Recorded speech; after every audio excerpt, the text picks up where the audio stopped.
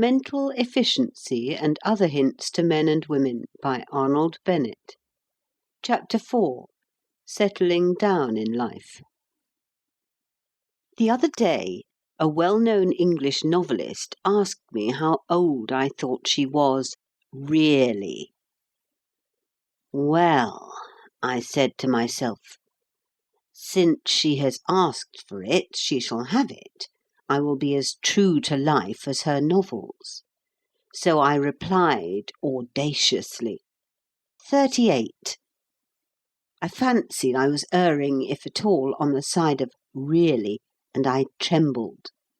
She laughed triumphantly. I am 43, she said. The incident might have passed off entirely to my satisfaction, had she not proceeded, and now, tell me how old you are. That was like a woman. Women imagine that men have no reticences, no pretty little vanities. What an error! Of course I could not be beaten in candour by a woman. I had to offer myself a burnt sacrifice to her curiosity. And I did it, bravely, but not unflinchingly. And then, afterwards, the fact of my age remained with me, worried me, obsessed me. I saw more clearly than ever before that age was telling on me.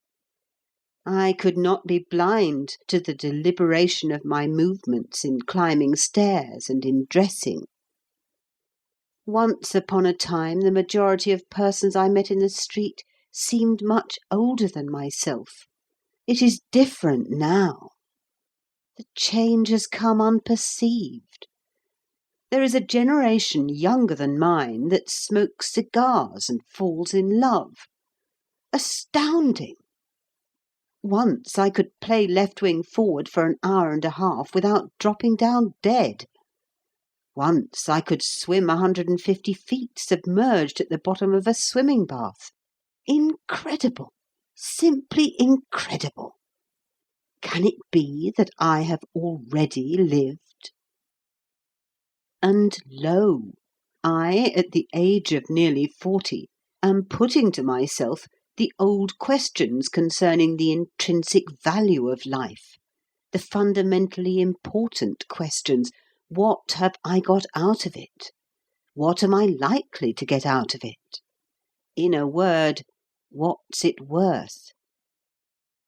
If a man can ask himself a question more momentous, radical, and critical than these questions, I would like to know what it is. Innumerable philosophers have tried to answer these questions in a general way for the average individual, and possibly they have succeeded pretty well. Possibly I might derive benefit from a perusal of their answers. But do you suppose I am going to read them? Not I. Do you suppose that I can recall the wisdom that I happen already to have read? Not I.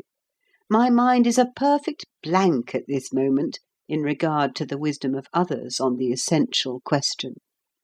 Strange, is it not? But quite a common experience, I believe. Besides, I don't actually care twopence what any other philosopher has replied to my question. In this, each man must be his own philosopher. There is an instinct in the profound egoism of human nature which prevents us from accepting such ready-made answers. What is it to us what Plato thought? Nothing.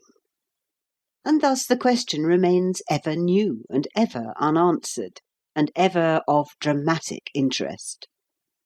The singular, the highly singular thing is, and here I arrive at my point, that so few people put the question to themselves in time, that so many put it too late, or even die without putting it. I am firmly convinced that an immense proportion of my instructed fellow creatures do not merely omit to strike the balance sheet of their lives, they omit even the preliminary operation of taking stock. They go on and on and on, buying and selling they know not what, at unascertained prices, dropping money into the till and taking it out. They don't know what goods are in the shop, nor what amount is in the till, but they have a clear impression that the living-room behind the shop is by no means as luxurious and as well ventilated as they would like it to be. And the years pass, and that beautiful furniture and that system of ventilation are not achieved. And then one day they die, and friends come to the funeral and remark, "Dear me, how stuffy this room is, and the shop's practically full of trash." Or, some little time before they are dead, they stay later than usual in the shop one evening, and make up their minds to take stock and count the till, and the disillusion lays them low, and they struggle into the living-room and murmur, "I shall never have that beautiful furniture, and I shall never have that system of ventilation. If I had known earlier, I would have at least got a few inexpensive cushions to go on with, and I would have put my fist through a pane in the window. But it's too late now. I'm used to Windsor chairs, and I should feel the draught horribly." If I were a preacher, and if I hadn't got more than enough to do in minding my own affairs, and if I could look any one in the face and deny that I, too, had pursued for nearly 40 years the great British policy of muddling through and hoping for the best, in short, if things were not what they are, I would hire the Alhambra Theatre or Exeter Hall of a Sunday night, preferably the Alhambra, because more people would come to my entertainment, and I would invite all men and women over 26. I would supply the seething crowd with what they desired in the way of bodily refreshment. Except spirits, I would draw the line at poisons. And having got them and myself into a nice, amiable, expansive frame of mind, I would thus address them, of course in ringing eloquence that John Bright might have envied. "Men and women," I would say, "companions in the universal pastime of hiding one's head in the sand, I am about to impart to you the very essence of human wisdom. It is not abstract. It is a principle of daily application affecting the daily round in its entirety, from the strap hanging on the district railway in the morning to the strap hanging on the district railway the next morning. Beware of hope, and beware of ambition. Each is excellently tonic, like German competition, in moderation. But all of you are suffering from self-indulgence in the first, and very many of you are ruining your constitutions with the second. Be it known unto you, my dear men and women, that existence, rightly considered, is a fair compromise between two instincts. The instinct of hoping one day to live, and the instinct to live here and now. In most of you, the first instinct has simply got the other by the throat and is throttling it. Prepare to live by all means, but for heaven's sake do not forget to live. You will never have a better chance than you have at present. You may think you will have, but you are mistaken. Pardon this bluntness.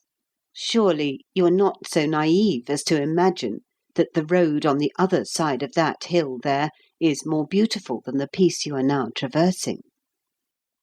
Hopes are never realized, for in the act of realization they become something else. Ambitions may be attained, but ambitions attained are rather like burnt coal. 90% of the heat generated has gone up the chimney instead of into the room. Nevertheless, indulge in hopes and ambitions which, though deceiving, are agreeable deceptions. Let them cheat you a little, a lot, but do not let them cheat you too much. This that you are living now is life itself. It is much more life itself than that which you will be living 20 years hence. Grasp that truth. Dwell on it. Absorb it. Let it influence your conduct to the end that neither the present nor the future be neglected. You search for happiness? Happiness is chiefly a matter of temperament. It is exceedingly improbable that you will, by struggling, gain more happiness than you already possess.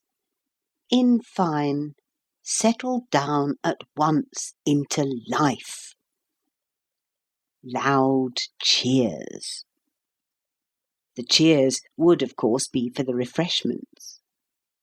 There is no doubt that the mass of the audience would consider that I had missed my vocation and ought to have been a caterer instead of a preacher. But once started, I would not be discouraged. I would keep on Sunday night after Sunday night.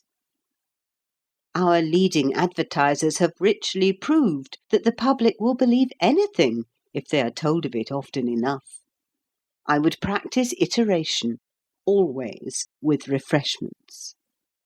In the result, it would dawn upon the corporate mind that there was some glimmering of sense in my doctrine, and people would at last begin to perceive the folly of neglecting to savour the present, the folly of assuming that the future can be essentially different from the present, the fatuity of dying before they have begun to live. End of chapter 4.